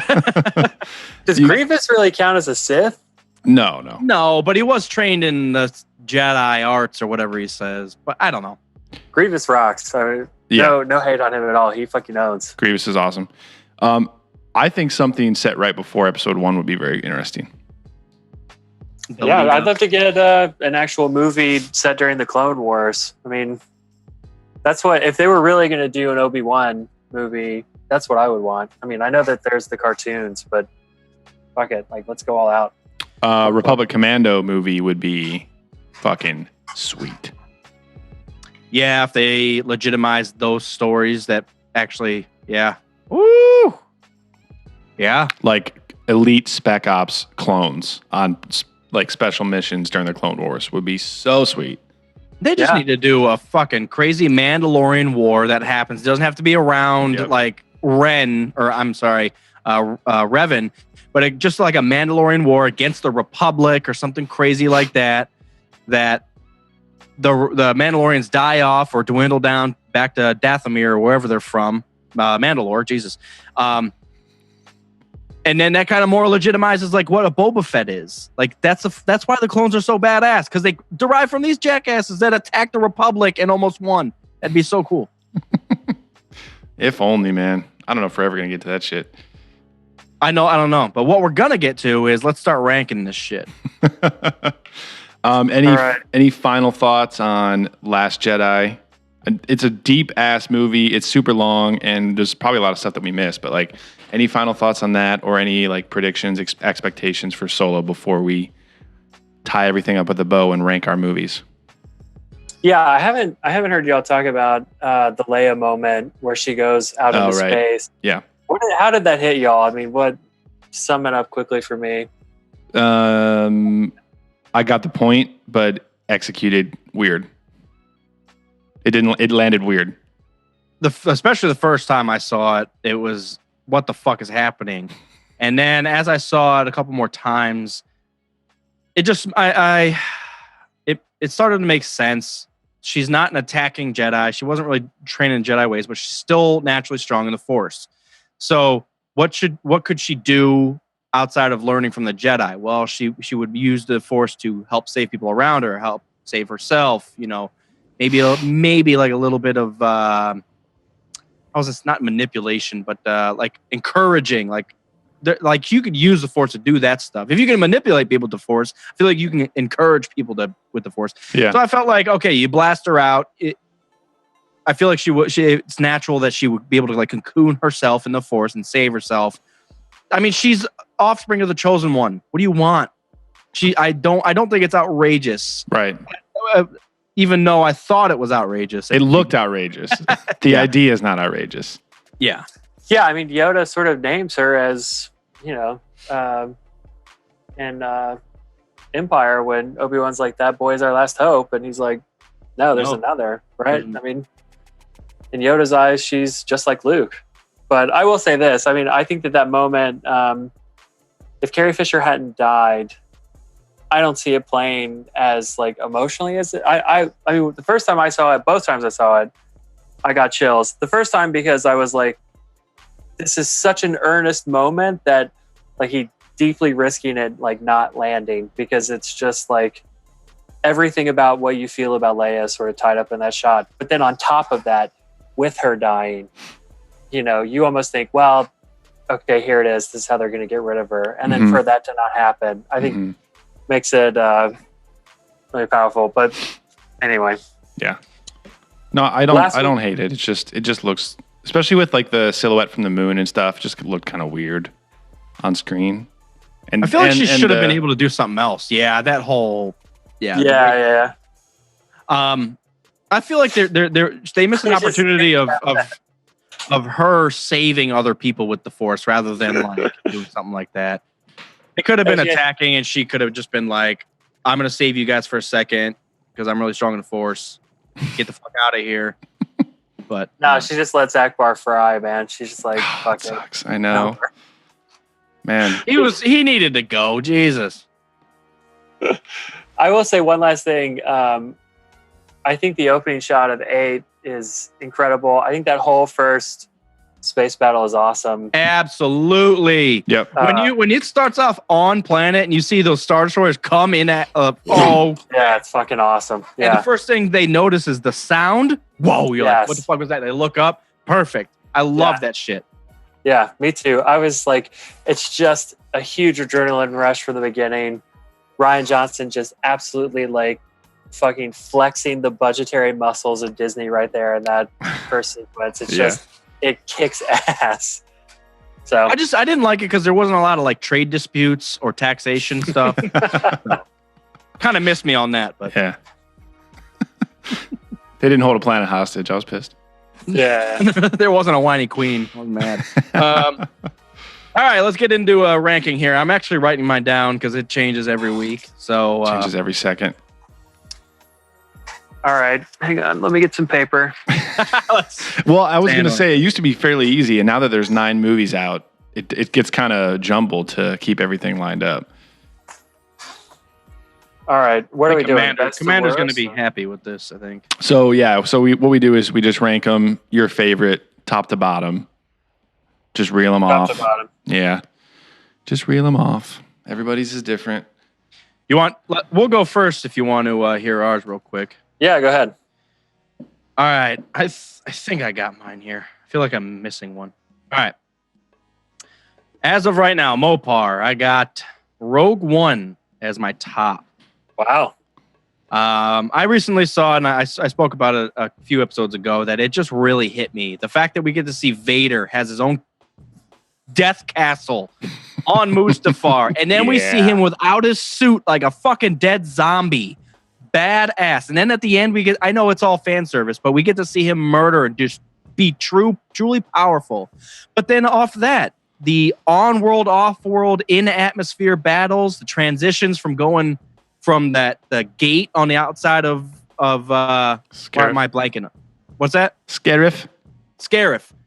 Going from that, flying down in, and then going to the land battle. Perfect. Yeah. That's awesome. Yeah, there was a lot of stuff, and K2SO was perfect. It was beautiful. He's awesome. Whatever. Rogue One. I do still have 7 at number 2, even though I recently tried to watch it and it just wasn't hitting me. I think it was my fault. So Rogue One, 7. I put 3 still up there. 8, I think, has slid just slightly, and then 5. So my top Rogue One, 7, 3, 8, 5. I have 1 next. 1, 6, 4, 2. 6 and then 4. Oh, okay. Yeah, I like that pause after 1. I have 1 next. Did you hear that, Commander? I love episode 1. Yeah. No, that's an interesting ranking. No, I this is probably the weirdest ranking I've ever had because 1 keeps climbing. Yep. 6 and 4 are slipping. Yeah. 5 is actually slipping. I mean, in all regards, a lot of people had 5 at number 1 or 2. I probably had it 3, but we're looking at 5 like in the middle of the pack now almost. Yeah. I like it. All right, Commander. All right, I'm up. Mine's pretty. I think the last time we did this, mine's pretty similar to where that was too. So 7 still on top for me, and then we got 5, 8, Rogue One, 1, 3, 4, 6, 2. God, I hate how far down 3 is, but I get it. Okay. Usually people say I hate how far down 6 is. I'm like, nope. Ewoks, Jabba, and I'm trying to have it. Ewoks, Jabba. So that's it. Yeah, 6 has been sitting down there for quite a while, unfortunately. Now, with that said, what is your most watched Star Wars movie, Commander? Probably 1 or 5, but Force Awakens it's still only 2 years old, but it's climbing up there. I watch that one really frequently. See, mine's not even close. I've seen episode 3 way more than everything. And thousands of times. Yeah, it's probably 5 and 1 are my most watched. Okay, cool. All right, Incubator, you're up. All right. Here we go. Ready to get mad at me. 5, 4, 8, 3, 6, Rogue One, 1, 2, 7. Whoa. Okay. Yeah, I think Force Awakens is the worst one. Really? There's no question in my mind. It's awful. What? I think the Rathtar scene is an abomination. It's literally one of the dumbest things ever committed to film. Yes, it is.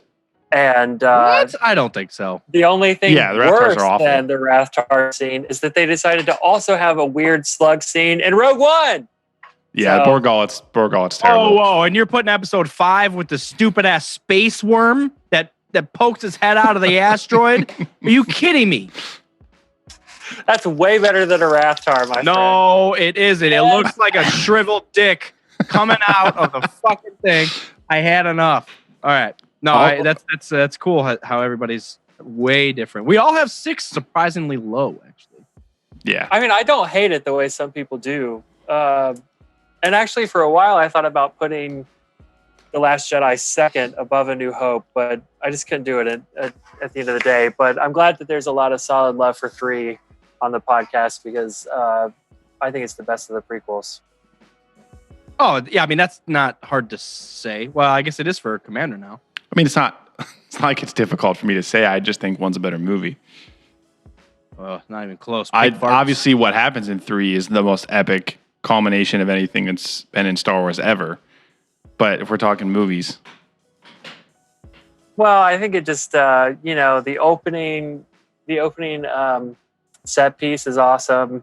It's got the General Grievous Obi-Wan fight, which is amazing, and then obviously Obi-Wan and Anakin going at it, which is great. Even though I will say the Yoda Palpatine fight is just a big old letdown. Like them basically throwing frisbees at each other kind of sucks. Oh. It is kind of that part of it is kind of cringeworthy, but it's almost like, what did you expect them just flail around with lightsabers all day? Because they're so strong in the Force that lightsabers don't even mean anything when you're that strong with the Force. Mm-hmm. So I thought it was cool because it was happening in the Senate. It's like you are battling for what the room you're in. Yeah.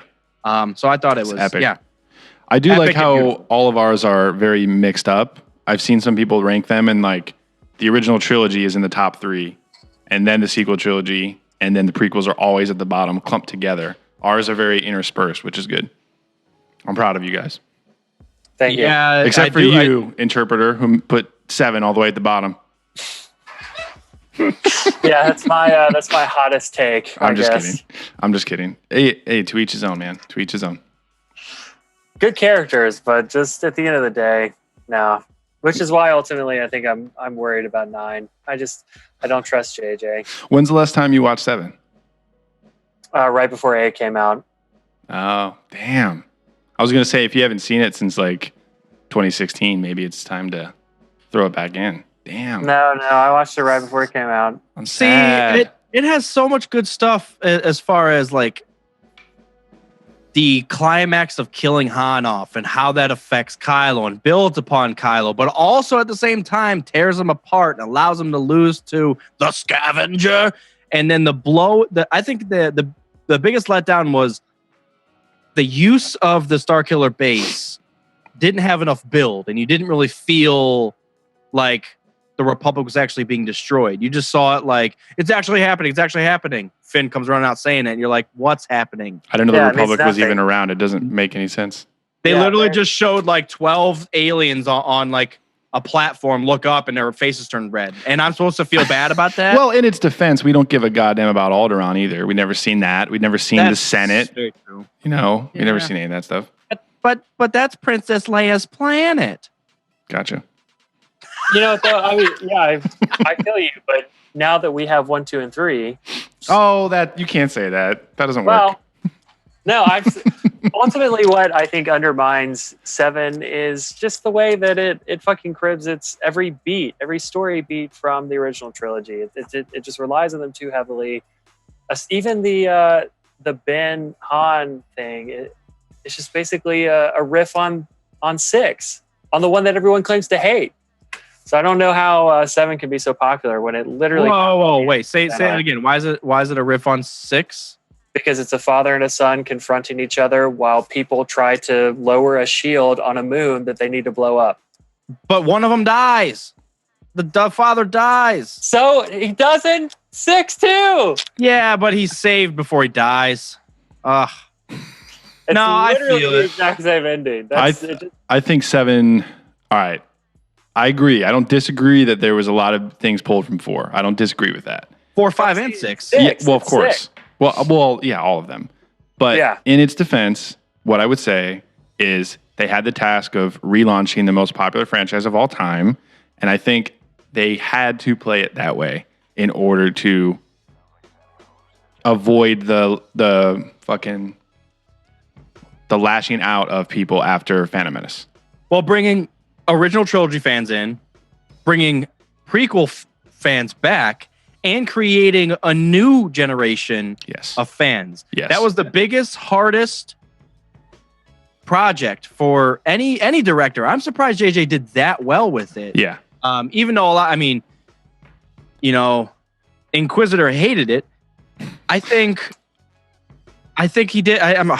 Obviously he did over $2 billion, so somebody liked it. Yeah, look, I mean, at the end of the day, as far as franchise reboots, Star Trek is better than Force Awakens.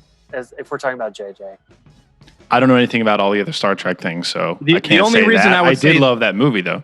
The only reason I would say that's true is because everything else in Star Trek sucked ass, and then you actually did a decent movie. So of course, Star Wars has such a high. It's on such a different level than everything. It's like trying to compare other metal bands to Metallica. Don't do it. Don't compare anything else to Star Wars because it's going to be less than. Even its own movies. Like you're comparing Star Wars movies to what? You're not comparing it to the Terminator movies anymore. You're not comparing it to Lord of the Rings anymore. You're comparing it to other Star Wars movies.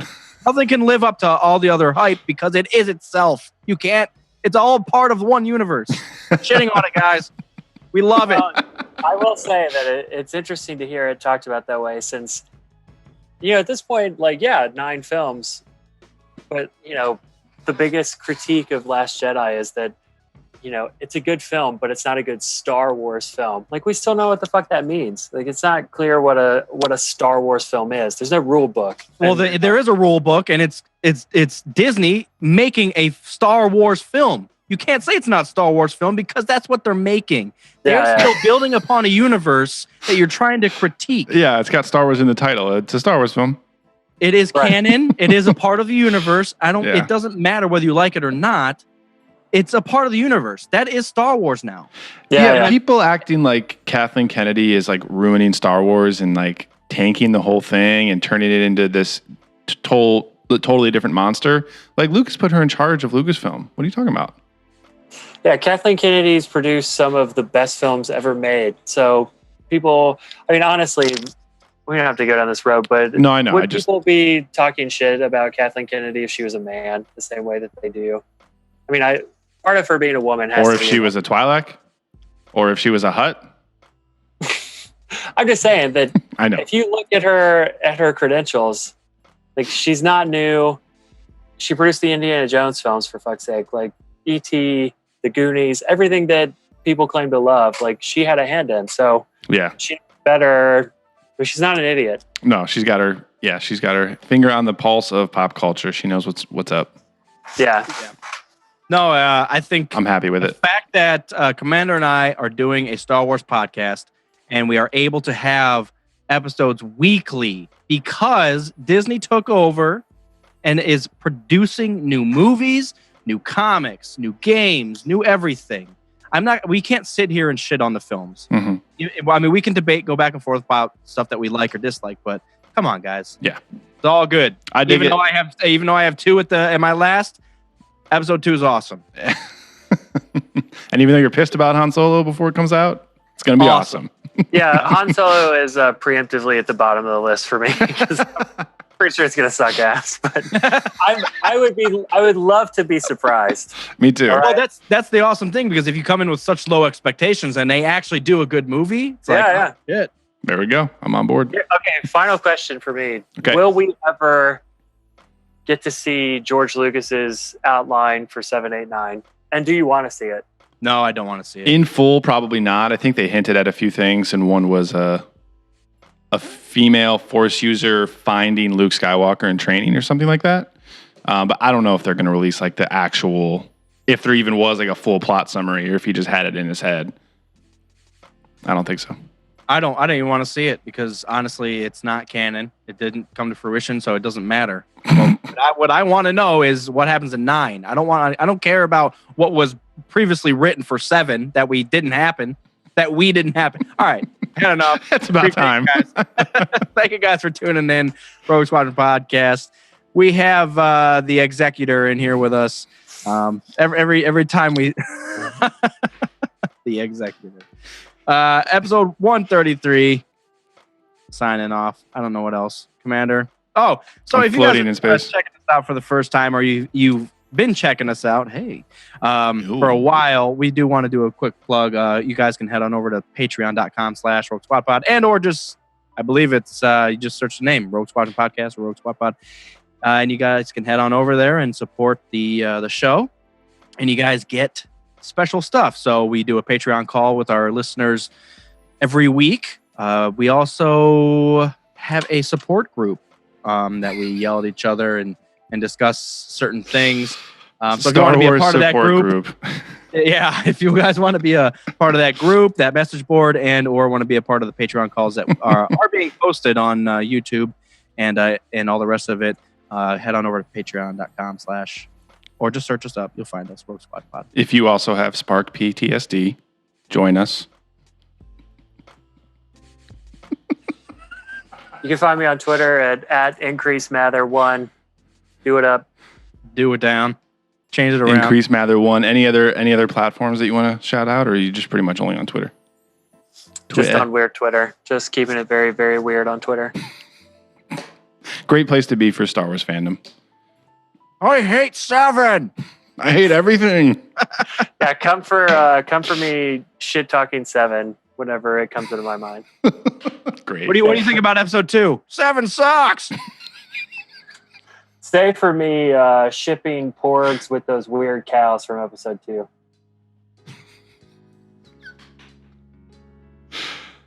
All right. Thanks, y'all. It was a lot of fun. All right. Recording is done. Awesome. Yeah, man, I don't know what those little stink bug cows are that Anakin was riding on too. The space ticks? Those are crazy. Space ticks. That's what I was going for, yeah. It's literally the dumbest creature desigin. Yeah. Possible. No, Jabba is the dumbest creature. You got to let it go. It's not. It is. It's the dumbest thing. At least Jabba, like, you can be like, okay, it's like a weird worm. Like, what? But the he's fuck? not.